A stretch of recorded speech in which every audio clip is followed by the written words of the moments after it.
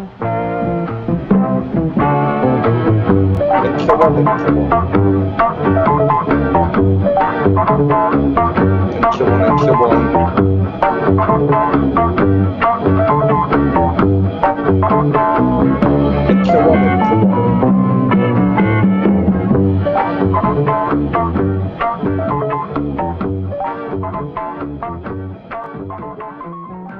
Russ, welcome back. It's nice to talk to you again.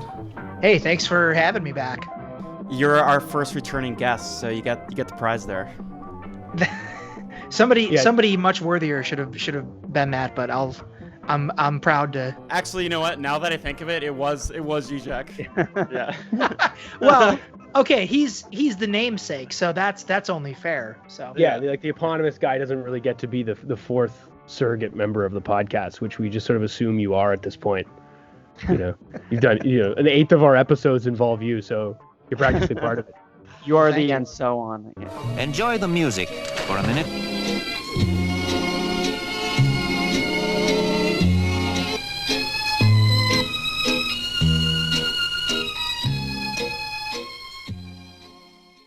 Yeah, well, I guess to kick things off, hello again, Russ, and we wanted to bring you back on to talk about something that you had kind of alluded to in our last discussion, that Graham Harman was writing a response to your book that came out in February, Subject Lessons, and lo and behold, I think on July 30th, we got Graham Harman's response. So we wanted to get your take on it and have you back and discuss it. So I guess our first question is, very broadly, before getting into specifics, what did you think of his response? Well, I mean, first of all, I think that it's actually nothing but good for the book, because the book, and I discussed this last time I was on, which was, what was that, about 6 weeks ago, maybe? Yeah, a little bit longer. Like that. Was that the book came out? I think actually I got copies from Northwestern University Press like a week before everything shut down due to COVID. And so we had an event, Slavoj and I had an event planned for a book launch when he was going to be here in the New York City area in April. And that was canceled, of course, because nobody, I mean, now Americans can't leave or go anywhere because nobody wants us, because we've butchered the response to the pandemic so badly. But that was when, the United States didn't want anyone coming in from Europe. Imagine that. And so we had to cancel that. So in some ways, the book, I think it's been selling pretty well, and that it's come to a number of people's attention. But I don't think that it was launched properly as a result of what's going on. And so I'm actually grateful to Harman, who sent me, you guys said it was out on July 30th.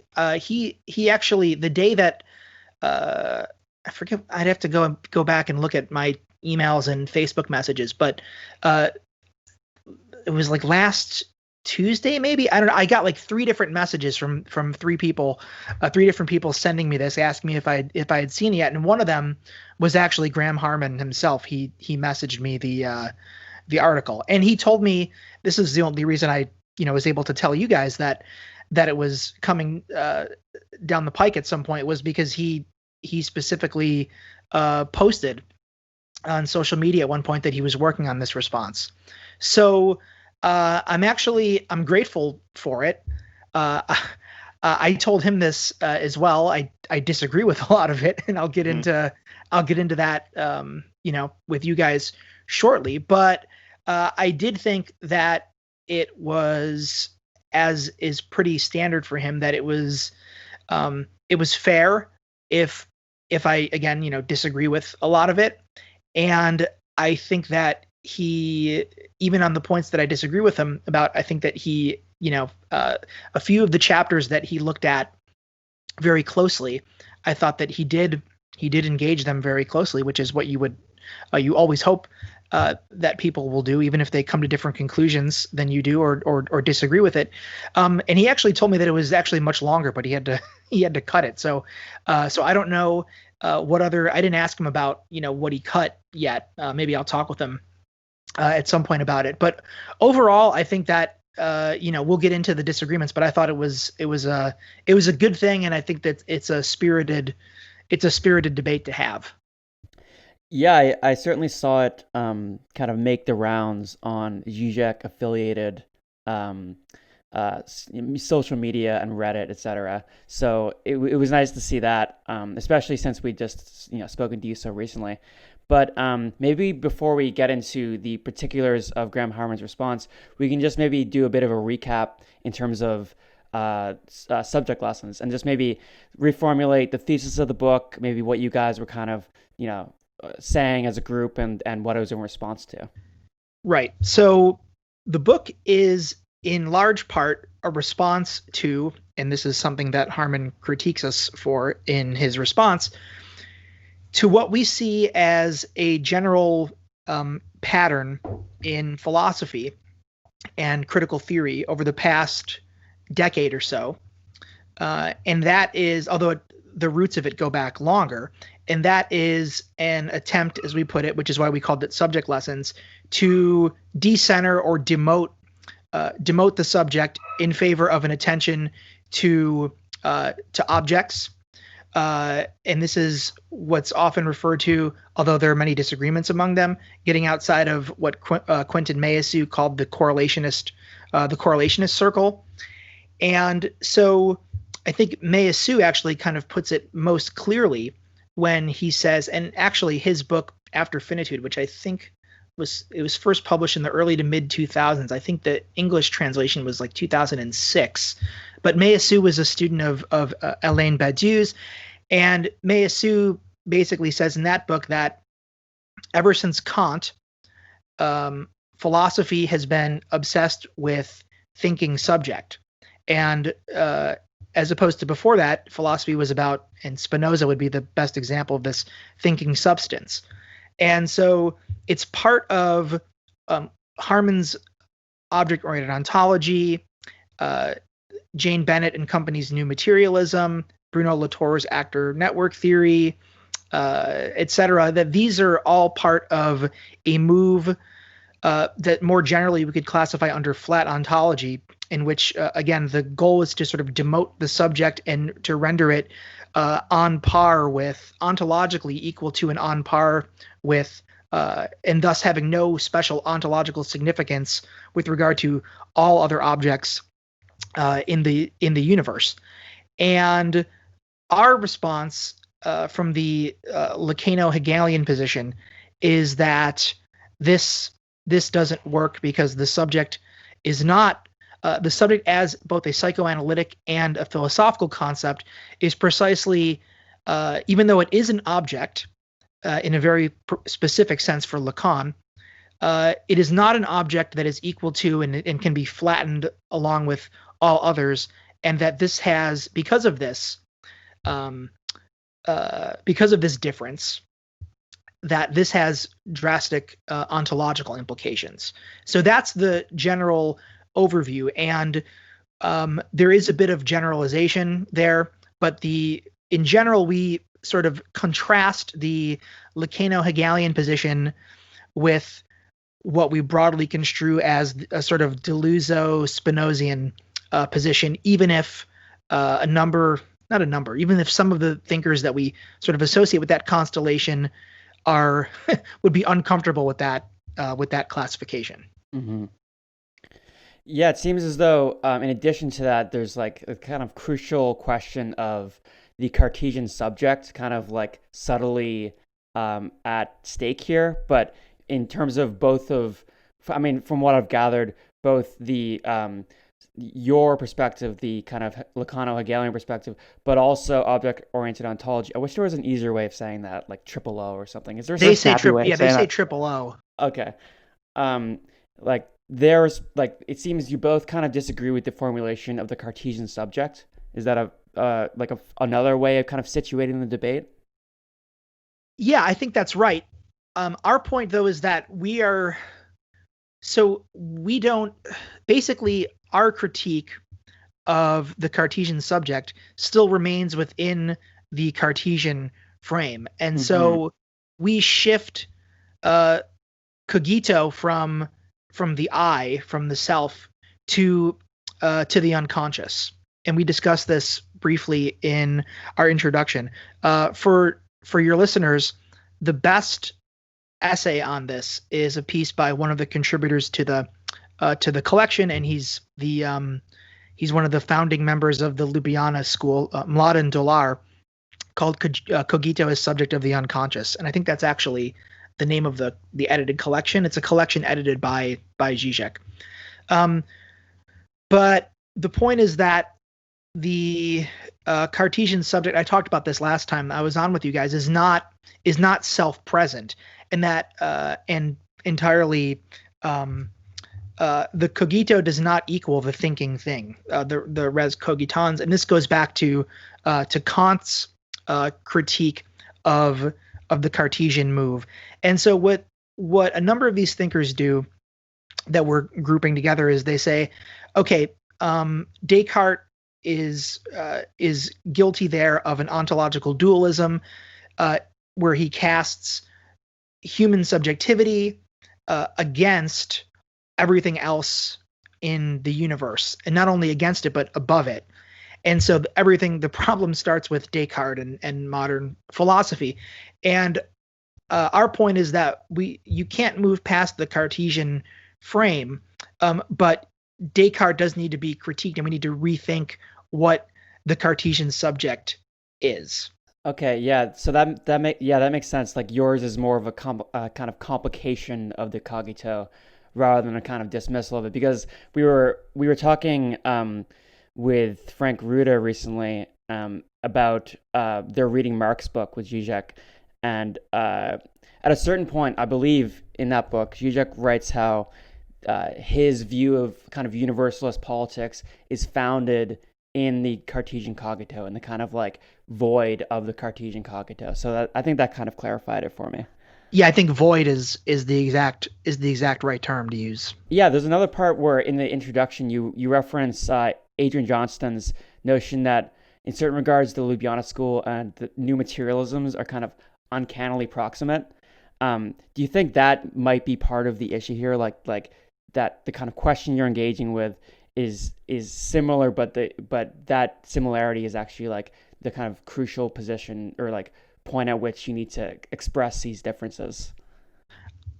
I think that's absolutely right. I think that because in certain ways they're so close that it makes the differences among them all the more important and all the more necessary to highlight. And Harman, there's no doubt that our introduction and certain essays, chapters in the collection are polemical. But Harman says at one point in this piece, this review, that we don't grant any quarter. He's actually, I like this. He says that he refers to it as, I think right at the outset, as a sort of merciless Lacano-Hegelian position. I like, and I don't know if he intends that as a compliment or an insult or some, maybe a bit of both, but I think that that's a good indication of our seriousness, and I actually like that.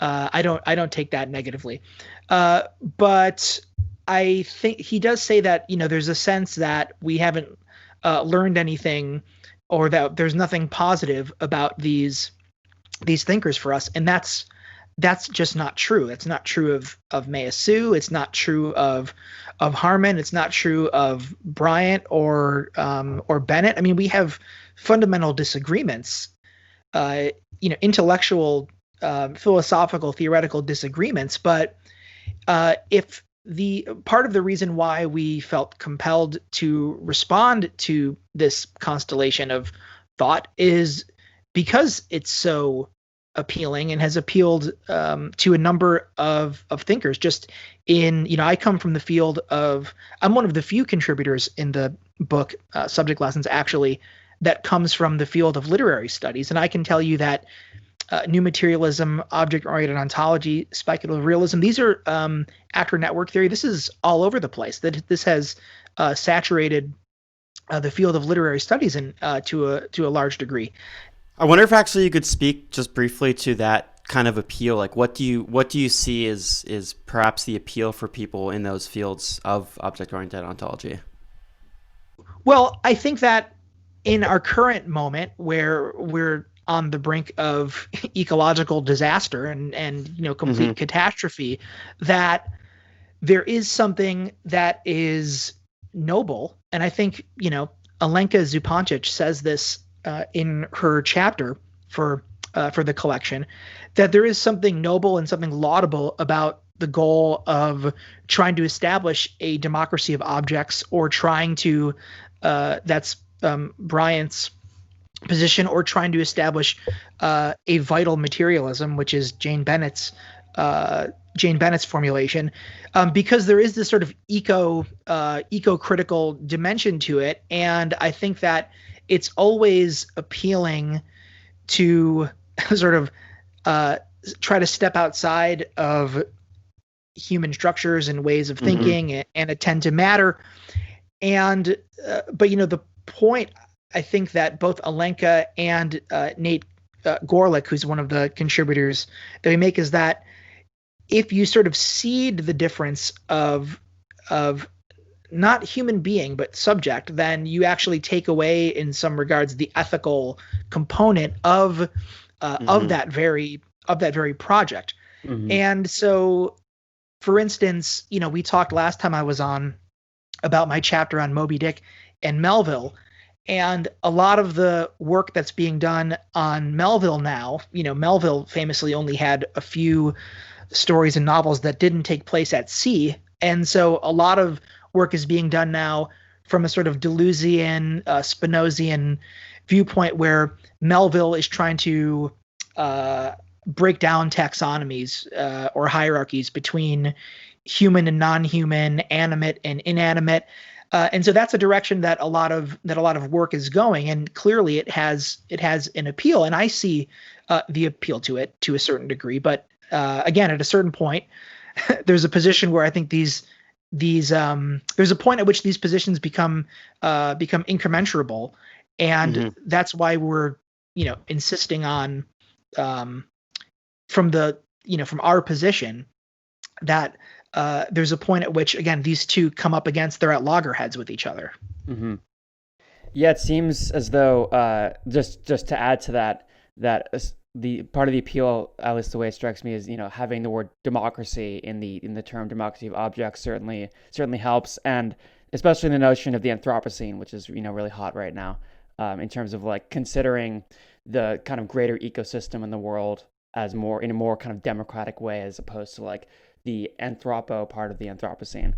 But maybe we can move into Harman's essay in particular, in terms of like what he's saying, and kind of explore that, and then we can get to your response. But maybe we can. Well, I mean, we've already spoken a bit about it, but from what struck me initially, at least, was that he takes particular exception to your like loose terminology in the introduction.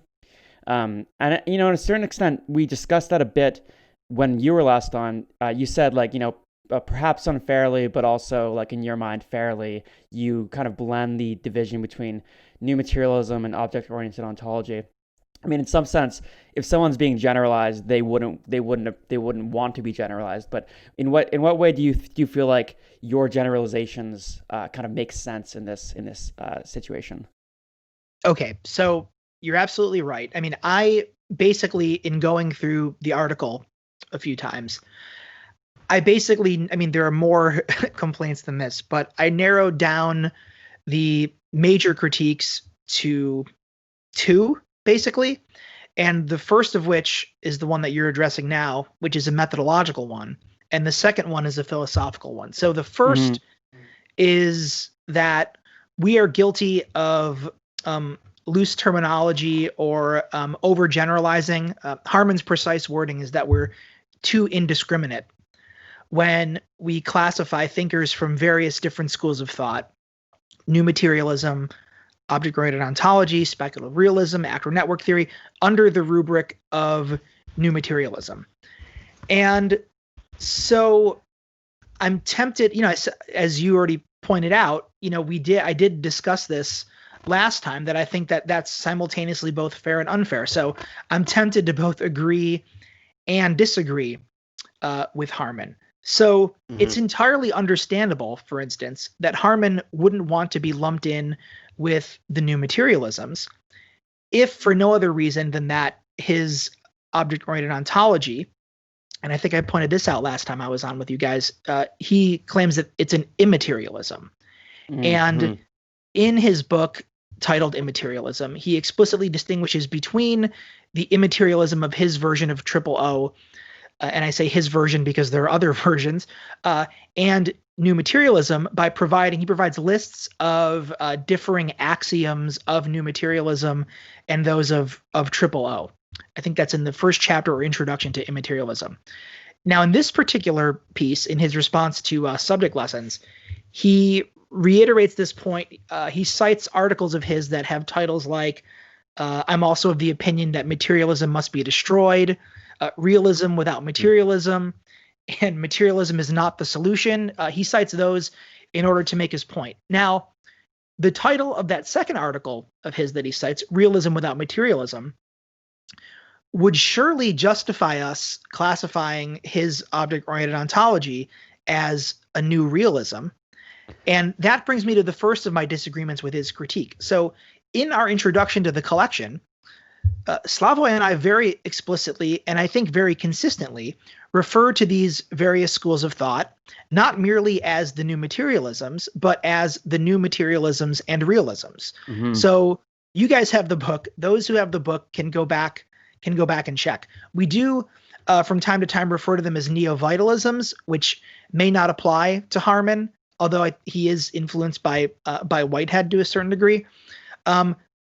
But I think neo-vitalism applies to a number of the others that we engage with throughout the book, like Bryant and Bennett. But anyway, my point is that Harman doesn't mention this. That is, that we use new materialisms and realisms throughout the introduction. He doesn't mention that at all in his critique. What he does is he takes Nate Gorlick's grouping of these various schools under the rubric of new materialism in his chapter, Why Sex is Special. And the subtitle of that is Psychoanalysis Against New Materialism, by which he means against as in contra, but also he explains this in his chapter, side by side. And Nate's chapter is fantastic, by the way. I'm not at all disagreeing with his position, because I think he's totally correct that all of these flat ontologies are united by their attempt to, these are his words, retrieve the question of the object from the conception of the transcendental subject. So what Harman does is he takes the particular example of Nate's essay.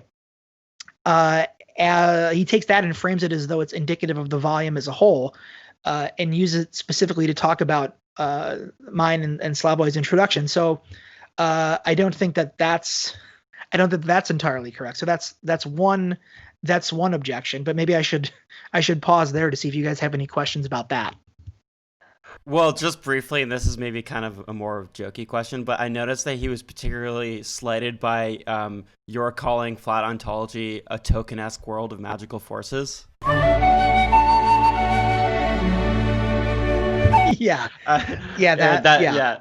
stung, I think, a little bit for him. Well, yeah, that was we were being serious, but also having a little bit of fun there. So yeah, I found it funny. Yeah, we hit a nerve, but. Yeah, but he does take issue with, as you were saying, well, you make the point in the introduction, I think, something like the status of the subject in object-oriented ontology doesn't meet your kind of requisites for subjectivity, and he kind of turns that around by saying the object in, or as you might term it, the objet petit a doesn't meet his status for an object. Since, as he says, it reduces the object to a correlate of the subject's desire. So I think that's kind of a major point of disagreement, and maybe you could kind of outline the difference there between the subject in each and the object in each, if that's not too big of a question. No, I think I'll start with the subject. So this is another problem that I have, is that throughout the piece and elsewhere, Harman talks about us as being enamored with the human subject, and he notes that Žižek, for instance, critiques object-oriented ontology because it allows no place in its model for the human subject. But I don't want to say at no point, but I'm pretty sure that we're fairly consistently saying subject and not human subject.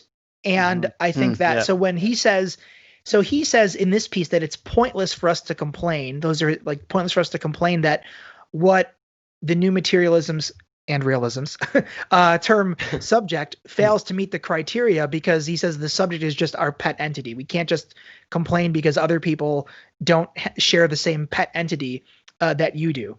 So I'd like to be generous and say that this isn't so much a misunderstanding, but a point of incommensurability between the two camps. But I think that Harman, and this is actually true of Meillassoux, by the way, as well, are sort of incorrect in saying, and this is a quote from Harman from the piece. I have so many pages of notes in front of me, like, because before I knew that I was going to come, because I'm trying to write work on a response to this, and so that I have actually something concrete to draw on. But he says, this is from, if people actually follow along with this, but in his Harman's essay, it makes no difference whether we accept the Cartesian subject, replace it in cultural materialist fashion with ideological interpolation and discursive formation, or embrace an edgier Ljubjanized subject. I like that. Edgy. So edgy. Yeah, very, very edgy. Characterized by a tearing with the negative, plunged into the night of the world, betrayed by the cunning of reason, standing at the mercy of the unconscious, or haunted by a death drive. The problem with that, the problem is that in all three of these cases, we have human thought on one side and everything else on the other, no matter how turbulent our model of the subject may be. Now, in a book that, I mean, I don't want to get too deep in the weeds here with you guys, but speak your truth here. Say what you need to say. So in a book that Harman wrote about Meillassoux, so this is basically a version of Meillassoux' critique of Zizek's position, which actually Žižek has already responded to in Disparities, which I think is from 2016. Yeah. Yeah. Great book. But, Meillassoux, and this is an interview, it's toward the end of the book, Harman's book, I think it's called something like Quentin Meillassoux, Philosophy in Action, or Philosophy in the Making. Meillassoux says that the position of Žižek, and also he suggests Badiou, is that it's basically a disingenuous idealism. And he says,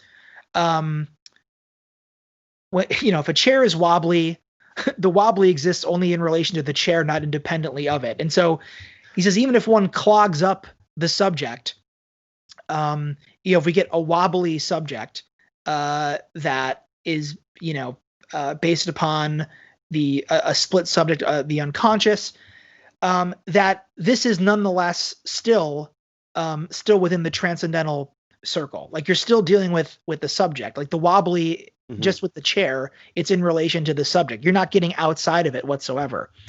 And so that's a line that Meillassoux has already made, and Harman is repeating that in somewhat of a different form here. But I think that, again, there's a problem here. Subjectivity does not equal the human being. And I said this, I think I said this last time I was on with you guys, but this is a point that Alenka Zupancic makes explicitly in her chapter for the book. She says, if the subject were simply one object among others, we wouldn't need the concept of the subject in the philosophical or psychoanalytic sense. We could simply say person or human being, but the subject names an object that isn't just an object among others. Like, that's the whole point. And so I would just reiterate here that subject, it's not simply that subject can be used interchangeably with human being or human consciousness or human perception. Subject stands for the eruption of a dimension of the inhuman that is in excess of human being. So I think just as Object objet petit a, the object cause of desire, Harman cites to critique when in his piece, when we cite Lacan's claim in Seminar 20, Encore, that the reciprocity between subject and objet a is complete. So subject, based on that, is also kind of a virtual entity that radically, you could say, plasticizes human being, that drives the human being in the precise psychoanalytic sense of the term drive, beyond the pleasure principle, that and which compels it to sacrifice its very life, its very being, in pursuit of, and Lacan would say, an extimate object. And here I'm invoking the neologism that Lacan coins in Seminar 7, The Ethics of Psychoanalysis, extimacy, to characterize what he says like the intimate exteriority of the subject with regard to itself. Eventually, that'll be in the form of the objet a. So the human being, this subject, is kind of like this alien that extorts the self or human being, that causes it to give up and sacrifice its being in pursuit of this object, the object cause of desire. And this is why, as early as the sublime object of ideology, Žižek insists that man, human being, is, and this is from Hegel, an animal sick unto death. Or as Lacan would put it, an animal extorted by, I'm just drawing off of sublime object of ideology here, an animal extorted by an insatiable parasite, which, is the death drive, but it's not merely the death drive, it's the subject itself. So subject and human being are not one and the same thing. Subjectivity is in excess of human being, and it's actually that which undermines human being. Joan Kopchak would say, like, it expropriates the human being from his or her interiority. And so subject is not the I, but the gap between the I, the me, what I think is myself, and unconscious, which is why, as we stress in the introduction, the Lacanian subject is subject of the unconscious. So when Harman claims, as he does in this piece, and he does it elsewhere, like in his book titled Object Oriented Ontology, that modern philosophy from Descartes in the 1600s up through Badiou and Žižek today is emphatically not flat, because it assumes a strict division between human thought on one side and everything else on the other.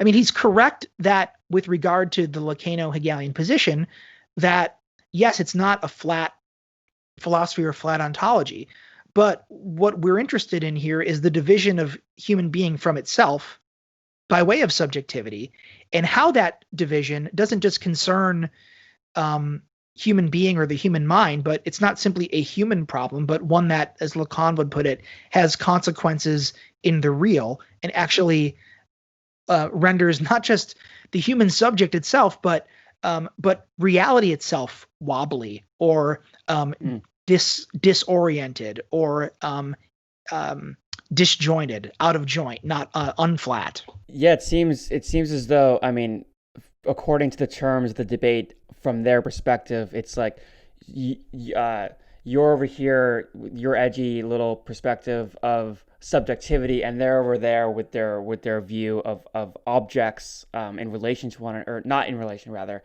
objects existing democratically with one another. But it's not as though it seems like your view is like merely subjectivity, because that kind of misses the entire point of subject like as an object, and also object as a substance, the whole kind of Hegelian dynamic there.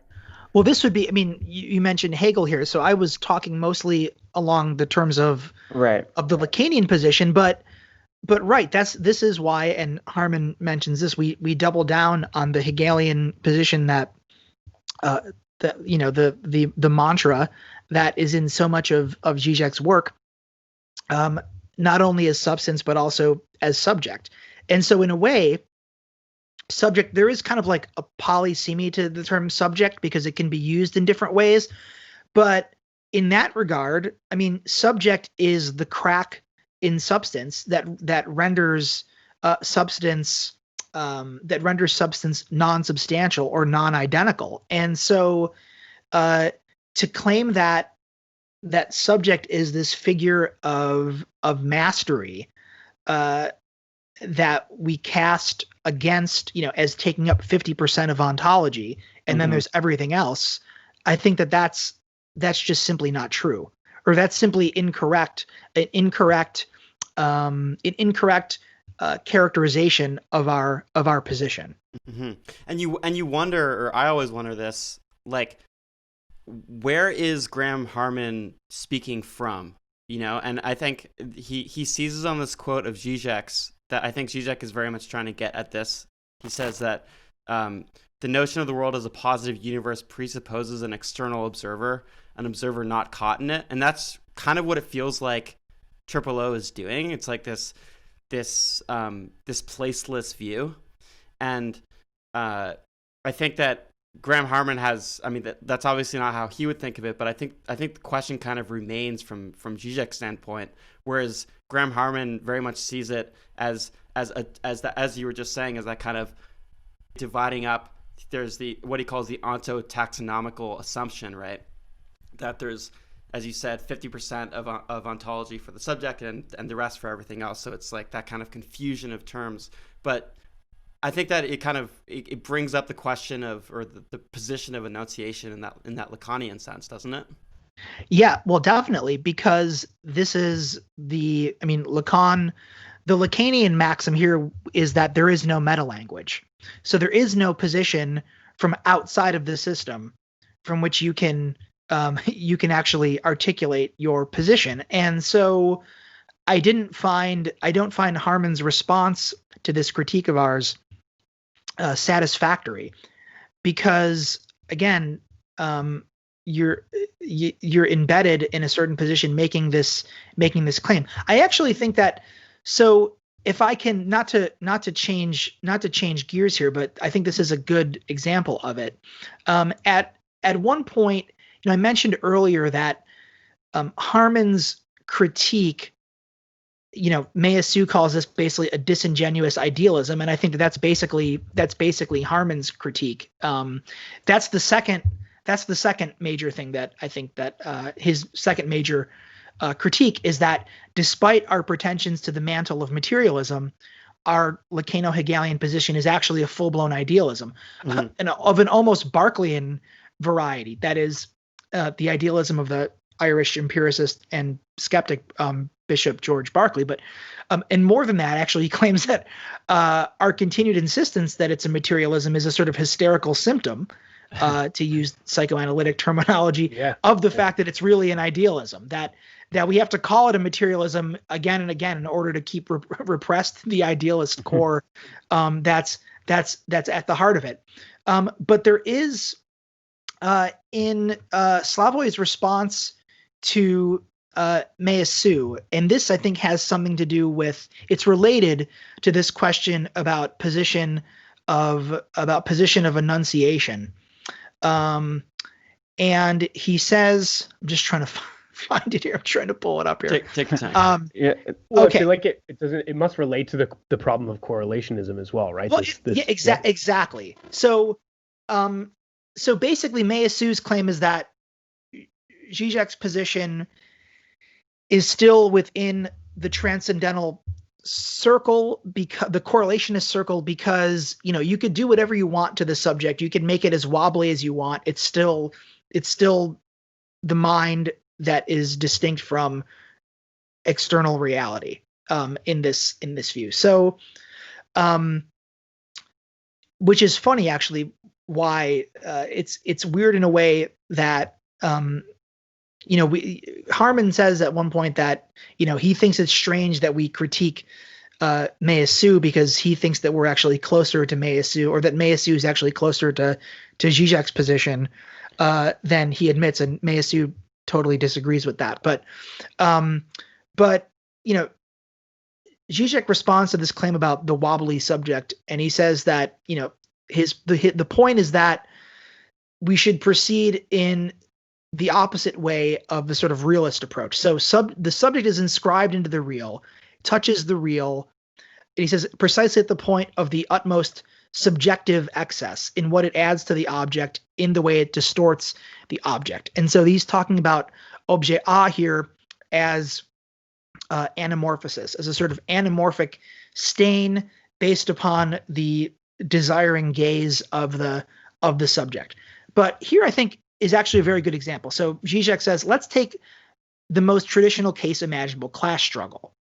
There's no neutral, impartial approach to it. There's no meta language. Every apprehension of class struggle is always distorted by the subject's engagement with it. And this distortion, I'm just quoting here, far from preventing our direct approach to the actuality of class struggle, is in itself the real of the class struggle.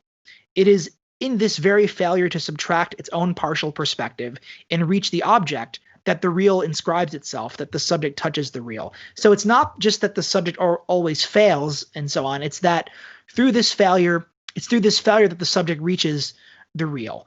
And so I think that point of enunciation, the Lacanian position doesn't try to disavow it, but actually, the point of enunciation, your standpoint is everything. It's built into it. You can't separate from it. And I think that class struggle is actually doing more work here than functioning as a mere example, because insofar as it's a privileged example of the real, I think it speaks to this point that we make about the ineradicability of antagonism, or more precisely contradiction. So right. Yeah, he in Triple O, he seems quite opposed to the notion of objects relying on one another for their identity, and very much in terms of what you're saying with contradiction and dialectical materialism, etc.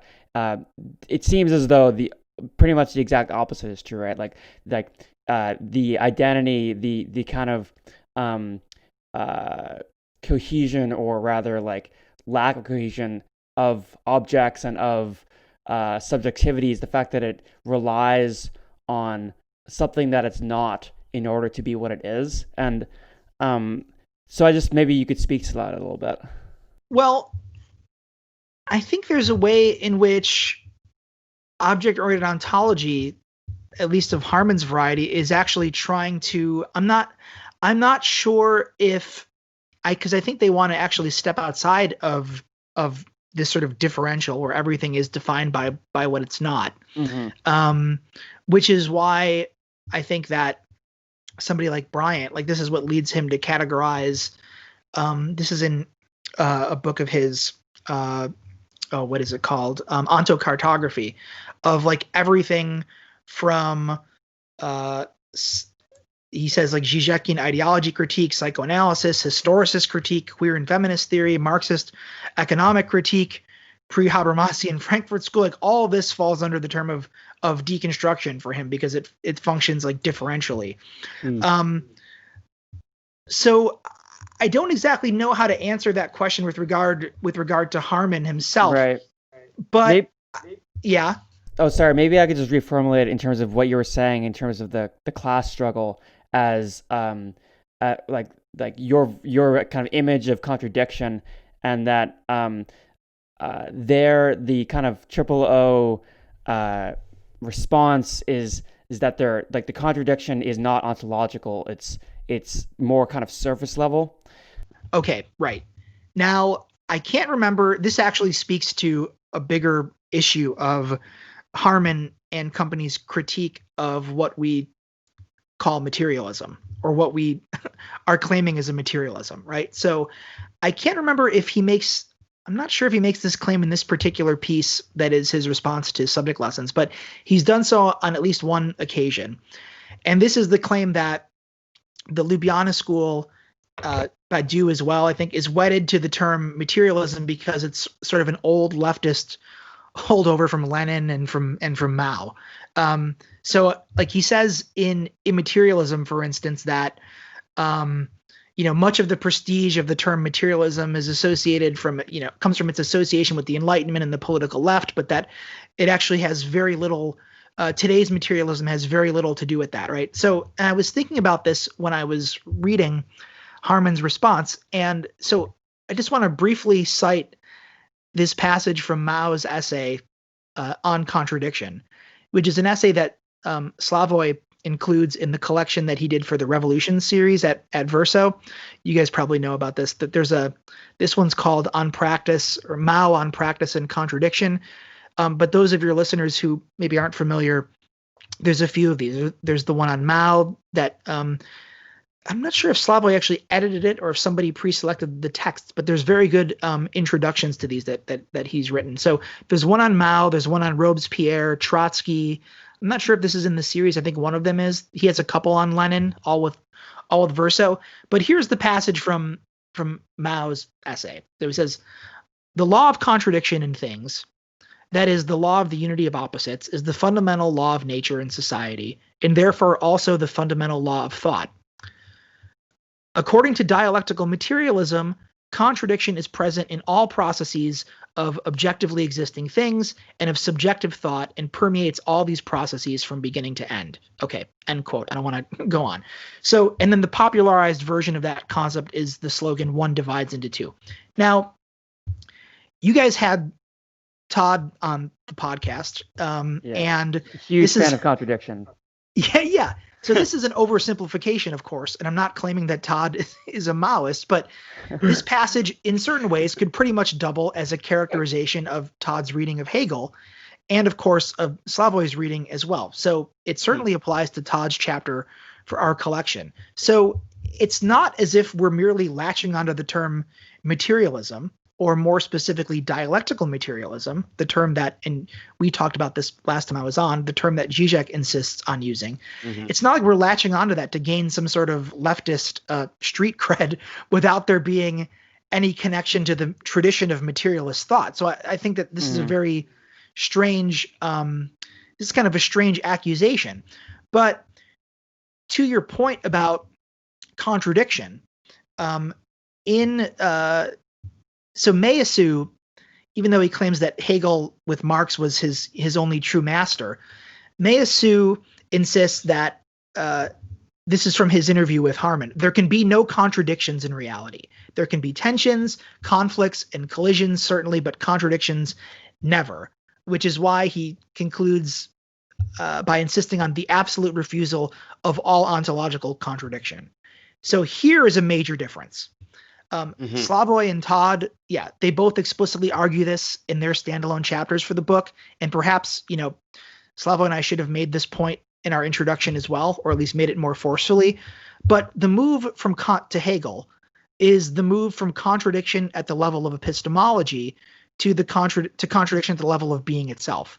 So whereas for Kant, the contradictions that reason comes up against, the antinomies of reason, are a sign of an epistemological limitation, which is why his relegation of the thing in itself to the realm of the noumenal, the realm beyond human knowledge or access. For Hegel, the epistemological limitations are a sign of contradiction at the level of being itself. So I'll stop in a minute, but I'm stressing this just because Harman at one point says in this piece that Žižek is a gifted promoter of the doctrine that the thing in itself is merely an immanent obstacle of thought itself. But this doesn't go nearly far enough. He's right that Slavoj focuses on the immanence of the obstacle, but Slavoj's claim is that the thing in itself is an immanent obstacle not merely of thought, but of being itself. So contradiction at the level of being is our position. Yeah, that seems like a very crucial kind of insurmountable difference there. But in terms of how would you understand so I think it's clear that we can understand what those implications are from the Ljubljana school in terms of the political economy / politics from that perspective. But what would you understand as the kind of O political position in this regard? Or is there one?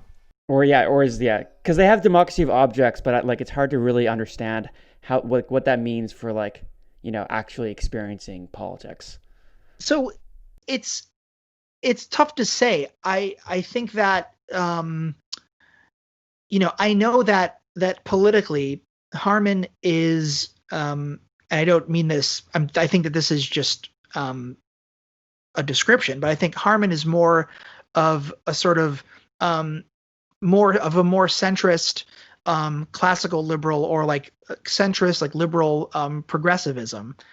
And even though, and he's written about politics a bit, I think in one of his, is it the Art and Objects book? He's kind of becoming like as prolific as Žižek in certain regards, so I can't keep up with everything that he writes. But I know that Bryant, for instance, which is why, so, you mentioned that the piece, Harman's piece, made the rounds on social media and everything, and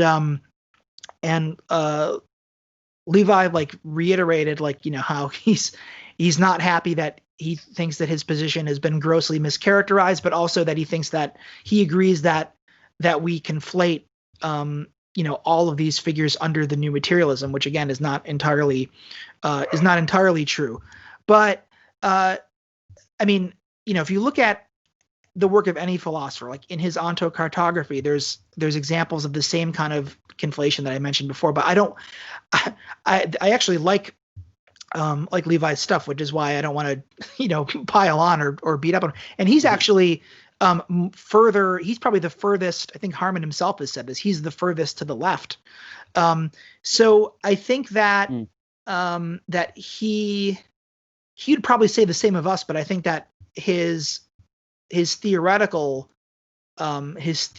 positions, I don't find that they necessarily line up with his with his politics exactly.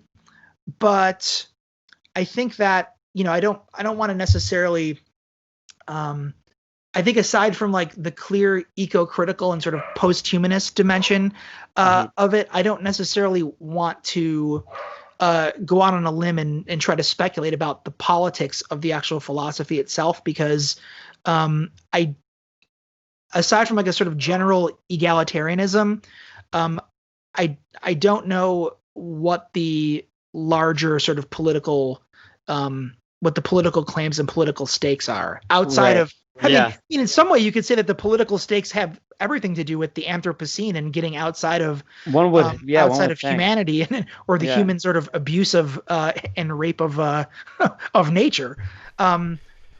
It's just complicated though, because when you're thinking about politics, you're thinking about the subject, right? And if you've kind of blocked that as a mode of inquiry, it seems difficult then to actually try to make political stakes or political changes in the interests of those subjectivities. No? Right. Well, I mean, I agree with this. I think the response would be that the continued obsession with or focus on humanity is what's got us in this mess. What got us in this mess in the first place. And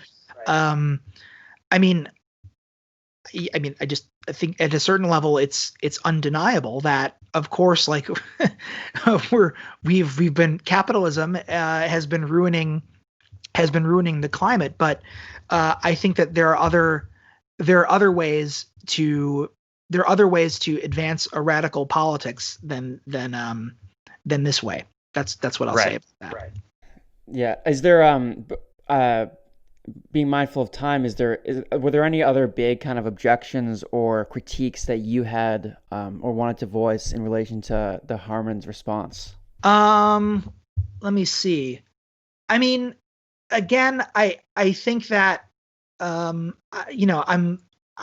thinking about Slavoj and I are thinking about writing a response, and it's the reason why, and it's not, we're a little bit on the fence about it. And I think it's not necessarily because I think we'll end up doing something, but I think that at a certain point, it's not that, I think at a certain point, as I said earlier, we're kind of, these two camps are at loggerheads.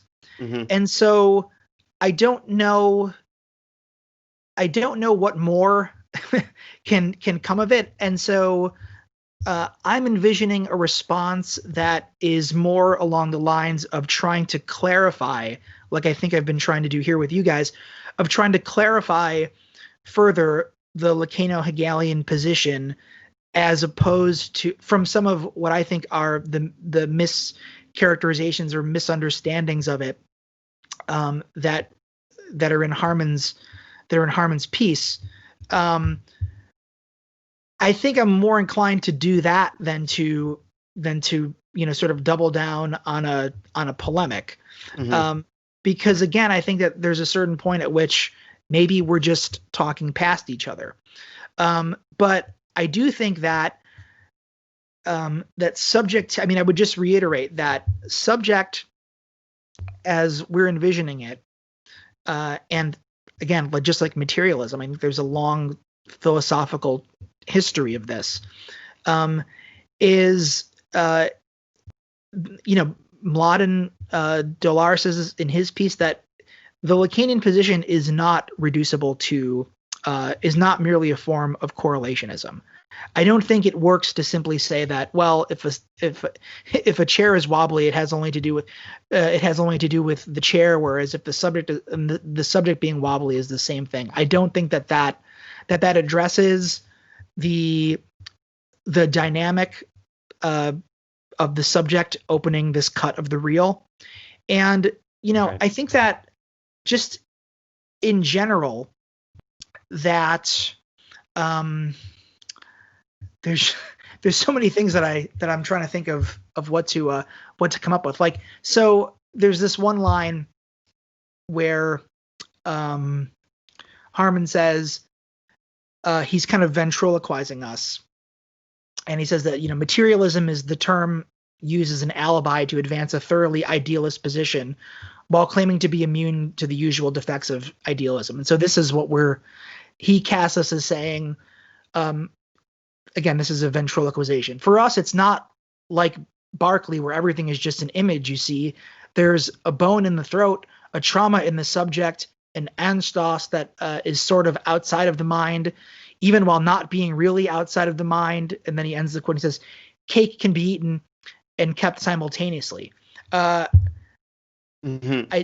don't think that is what is going on with Object, that because again, this has an effect on the real. It's not simply, and I think that actually this is where another sort of definition of materialism would enter here. And I talked about this with you guys last time when we were discussing my chapter on Moby Dick, which actually Harman, he didn't talk about it in this piece because he addressed mostly the articles that dealt directly with him and Object Oriented Ontology. But another way of articulating the materialism of the Lacano-Hegelian position is that the thing in itself has no positive existence outside of or beyond the material or phenomenal realm. I mean, Hegel is very clear about this. So like the real,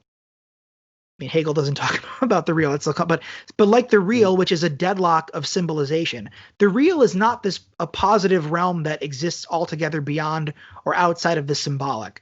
The real is only the result of a deadlock of symbolization, the failure of symbolization to symbolize all. The noumenal is immanent to the phenomenal. It's a result of negativity in the phenomenal field. So this is also, by the way, why Harman, I think, is incorrect when he claims that for Žižek, the Object he says it's the polar opposite of the Kantian thing itself. The two are not identical, but I can find any number of examples throughout Žižek's work where he likens the Object to a kind of quasi-transcendental Kantian noumenal object. I mean, one example is his discussion of the two Edgar Allan Poe stories that deal with what he calls perverseness, the imp of the perverse and the black cat in his book, Žižek's book, Interrogating the Real. But I mean, back to the main point, this immanence of the transcendent or of the noumenal is what I try to hammer home in my chapter. And the point is that, again, there's nothing beyond the material phenomenal field because the noumenal is immanent to it. And so to say that this is Berkeleyan idealism strikes me as a bit odd. I mean, the whole point of what, and I like this phrase, the philosopher Stanley Cavell once characterizes the Kantian bargain, the bargain that Kant strikes in Critique of Pure Reason, is that against the claims of British empiricists and skeptics like Hume and Berkeley is that we do have access to and thus knowledge of the phenomenal material world. No one in the collection is saying that if we close our eyes or turn our back on something, it ceases to exist. I mean, our argument is that there is a subjective excess or surplus that's added to things, to reality, as a result of the cut of subjectivation, or what Lacan calls sexuation, and the installment of drive and desire. So, I think that going forward, what I'd be more interested in doing, again, as opposed to rehashing the points where we are at complete loggerheads, of trying to further clarify what the Lacano-Hegelian position is. Right. Well, and on that note, we very much appreciate you doing that, clarifying that position so well. Obviously, it's so much to go through, and I'm sure when you read through that, you had a million things that you wanted to talk about. So I think given that you've managed to explain the distinction very well for us today, and really very much appreciate it, Russ. Yeah, guys, thanks. I'll keep you posted about any developments along the way. Yeah. Thanks again. Okay, thanks, guys. Take care. Thanks so much, Russ. See you. Bye.